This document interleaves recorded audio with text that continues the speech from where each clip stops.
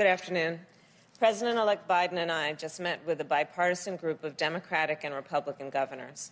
We talked about what we need to do to make free testing available for everyone, to make a free vaccine available for everyone, and to get this pandemic under control. Governors are elected by their states to take action in moments of crisis. They're the ones who go to the places and talk to the people who are hardest hit. And during this pandemic, they have been called on to make very difficult decisions about the health and safety of the people they represent, about opening schools, and about opening our economy responsibly. I have served in both state and local government, so I understand the critical role our governors play. And they will have partners in the White House starting on January 20th. Because as Governor Herbert said in our meeting, when the states are successful, the country is successful. So our message to our governors and to all of our nation's state and local leaders is simple. President-elect Biden and I will make sure you have the resources and support you need to save lives and help get our economy back on track. And we will also make sure that our federal, state, local, and tribal authorities are working closely together so we can tackle these challenges as effectively as possible. Because when it comes to this pandemic and the economic recovery, we are not Democrats or Republicans. We are Americans, and we will be there for one another. That's the kind of leadership the American people need and deserve, and it's the kind of leadership President-elect Biden and I will provide. And it is now my great honor to introduce President-elect Joe Biden.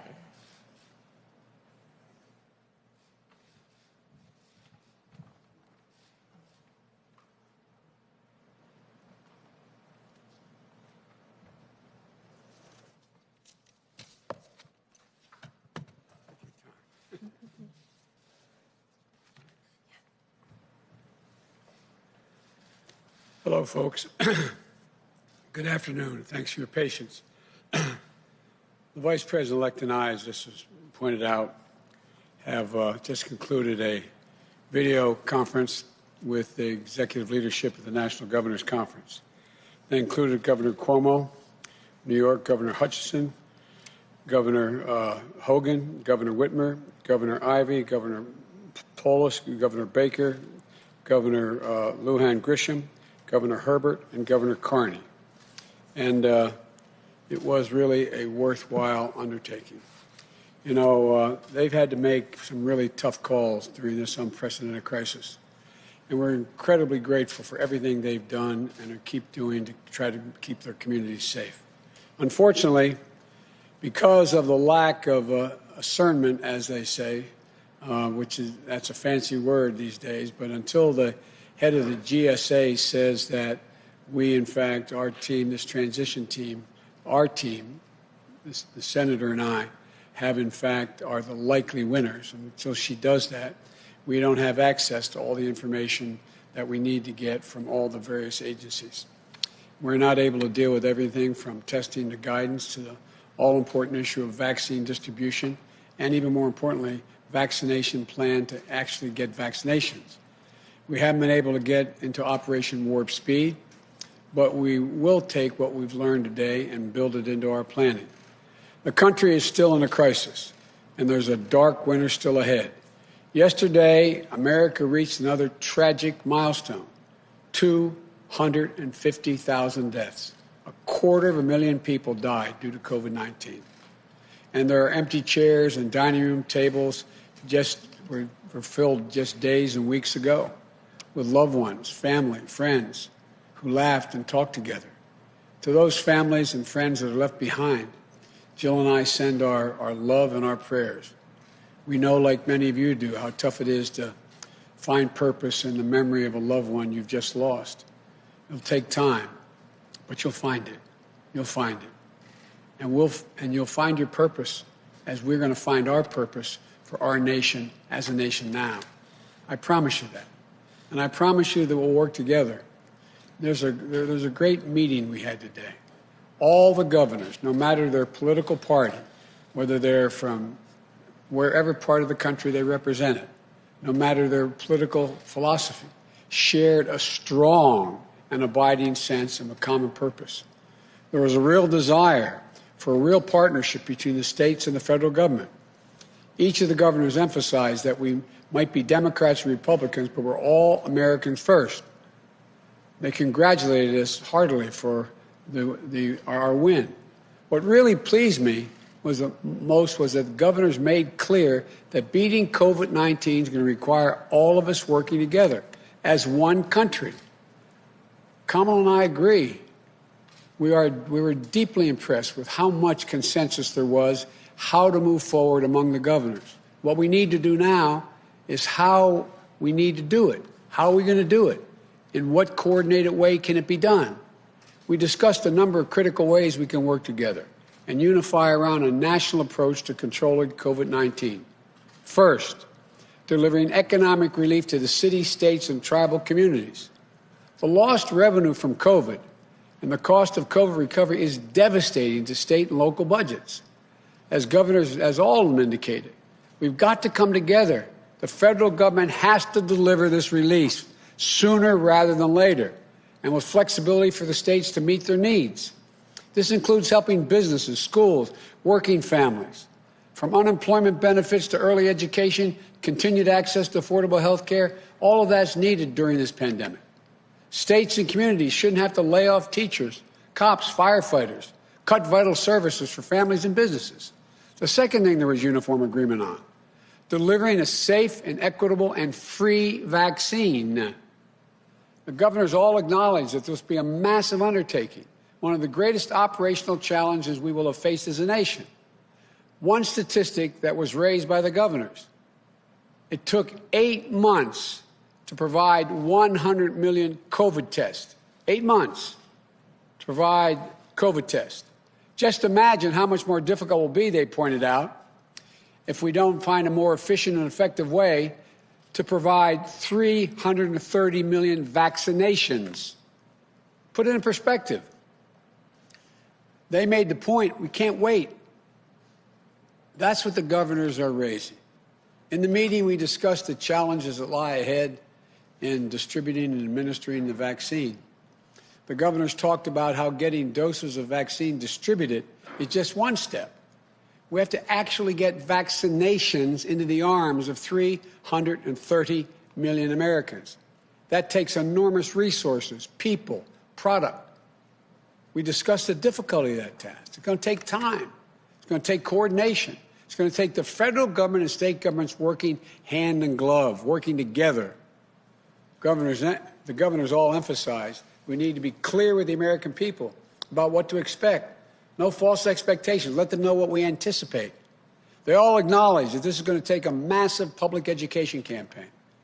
And we also need to reach traditionally underserved communities that are being hardest hit by the pandemic. Black, brown, Latino, Latin American communities, Native American communities, small towns, rural communities. They talked about that in some detail. Thirdly, we discussed the need to help states with Title 32 funding for the National Guard. That's a fancy way of saying governors need to be able to get funding when they need to bring their National Guard into play. And National Guards are going to have to play this. It costs a lot of money. And governors need that paid for. Governors discussed the need for funding when waiving certain FEMA fees. The fact is that this is a national emergency. That's what FEMA is supposed to deal with. Our view is that should be done. When it comes to deploying the National Guard or COVID or real relief, that should be paid for. You know, that's something Kamala and I will be very focused on. And fourthly, we discussed the implementation of a national mask mandate. 10 governors, Democrat and Republican, have imposed masking requirements and recognized the need for universal masking, north, south, east, and west. It's not a political statement. It's a patriotic duty. And fifth, we discussed making testing more available and accessible. Anyone who wants a test should be able to get one, period. And finally, while we focused on the immediate needs to control the virus, the governors also raised and talked about how much we have to build back better, especially on infrastructure and education and so much more.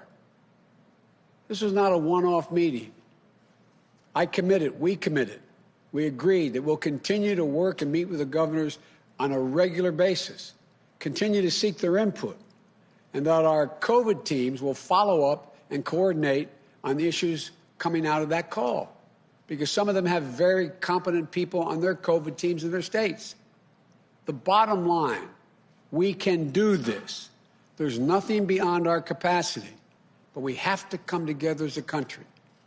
What this meeting, along with others we've had, reinforces, in my view, is the unity the country is looking for. They're looking for us to come together and deal with problems, most of which have no ideological basis for disagreement. That's what we have to do. That's what the governors talked about. It really was pleasing to hear them. I want to thank you all, and may God bless you all and those who lost someone. You're in our prayers. May God protect our troops. I'm happy to take a few questions, and my boss is going to tell me who that is.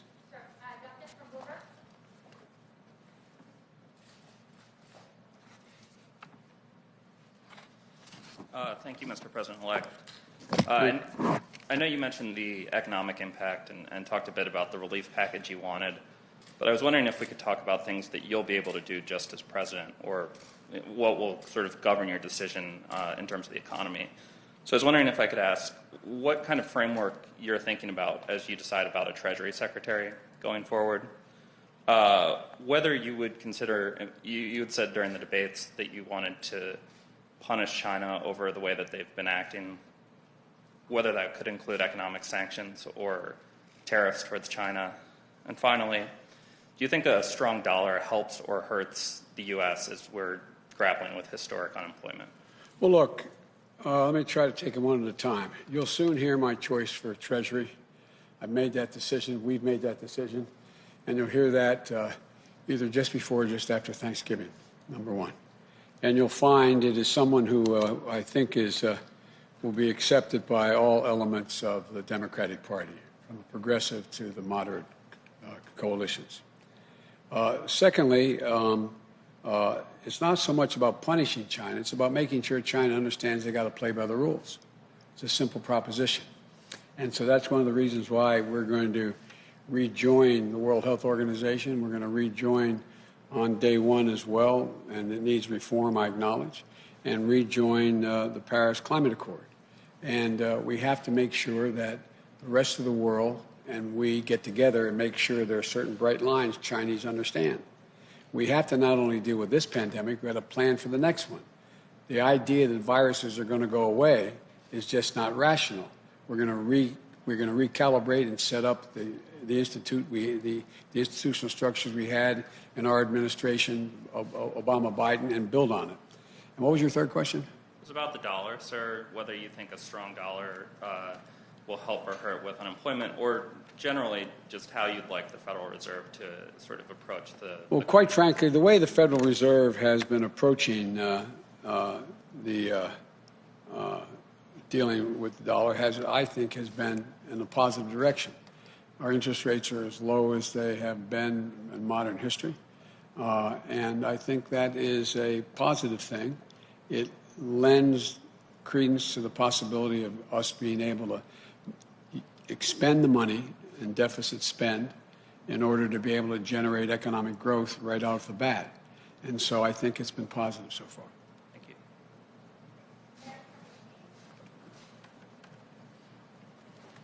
Thank you, Mr. President-elect. You have said that if this transition doesn't get going, especially coordination on vaccine distribution, that lives will be lost. How many lives do you think are at risk here if this transition remains stalled? Well, look, you've heard the projections. The projections are that if nothing fundamentally changes between now and beginning of February, we're likely to lose up to total of 400,000 lives, another 150,000 lives. And so it's real. Whether it's that, it gets to 360, whatever it is, it's real. And there is no excuse not to share the data and let us begin to plan. Because on day one, it's going to take us time. If we don't have access to all this data, it's going to put us behind the 8 ball by a matter of a month or more. And that's lives. How many would be lost as a consequence of that? I can't tell you. But the purpose here is to get, we talked a lot about with the governors about what the immediate needs are. We're going to employ the Defense Reconstructed Act to be able to go out there and dictate companies build and do following things. We need much more testing. We need much more masking. We need gloves. I asked them each to go, and I asked the National Governors Association through the Governor Cuomo and the ones on the line to let us know what their shortages are, what they anticipate. Because we're going to move on day one. That should be moved on now. But if it waits, it takes a long time to get this thing going. And when you take a step back and you look at the way the president is handling this, his refusal to concede, what do you think is really going on here? In your view, Mr. President-elect, what do you think the president is doing? What are Americans witnessing here? Let me choose my words here. I think they're witnessing incredible irresponsibility, incredibly damaging messages being sent to the rest of the world about how democracy functions. And I think it is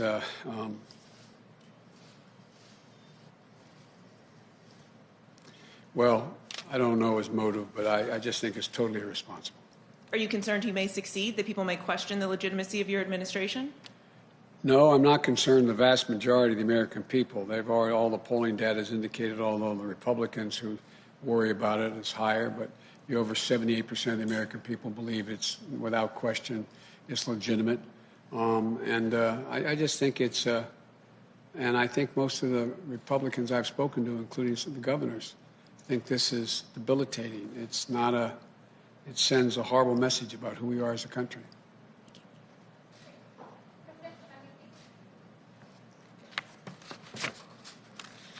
Thank you, Mr. President-elect. Thank you, Vice President-elect Harris. Appreciate it. Nice to see you as well. Yes, appreciate it. You have said that lives could be lost if you don't start getting briefings from the Trump administration. And now here we are, more than 250,000 lives could be lost. Given that, how do you justify not taking legal action to get the briefings that you say are critical, that you say you need? It would take a lot of time. It would take time. It's not going to speed it up considerably, in my view. And in the meantime, I am hopeful that I'm going to be able to get cooperation from our Republican colleagues in the Senate and the House, as well as the governors, to build a consensus as to how we proceed when we do. But why not use every tool in your toolbox to get the information that you say you need to do your job and to do it effectively on day one? I'm making a judgment based on many years of experience in how to get things done with the opposition. Do you think you would win? My judgment is that we'll get further along by actually working with our Republican colleagues now, and because the time in which we would win would not materially change necessarily. But it's still an open question. It's an open question. It could change. So you haven't ruled it out? You haven't ruled out legal action against the Trump administration, against the GSA? We haven't ruled it out. Okay. And given the death toll now, more than 250,000 Americans who have now lost their lives, you have said that you would support a nationwide shutdown if scientists recommended it. No. You've spoken to scientists now. Everybody asks that question every single time I stand here. It was a hypothetical question. The answer was I would follow the science. I am not going to shut down the economy, period. I'm going to shut down the virus. That's what I'm going to shut down. So that's I'll ruled say out. It again, no national shutdown. No national shutdown. Because every region, every area, every community can be different. And so there's no circumstance which I can see would require a total national shutdown. I think that would be counterproductive. But there are constraints in which the degree to which businesses can be open. For example, it's one thing to say that you can have in a state that is there, where their infection rate is not as high, you can have a a gymnasium open. It's another thing to say it can only be open 4 hours a day with X number of people. The church I go to, my Catholic church, they don't allow more than 40% of the people to come into the church. Those are rational decisions. It's not shutting down everything. It's calibrating based on what the threat is. Thank you, Mr. Thank you. President-elect.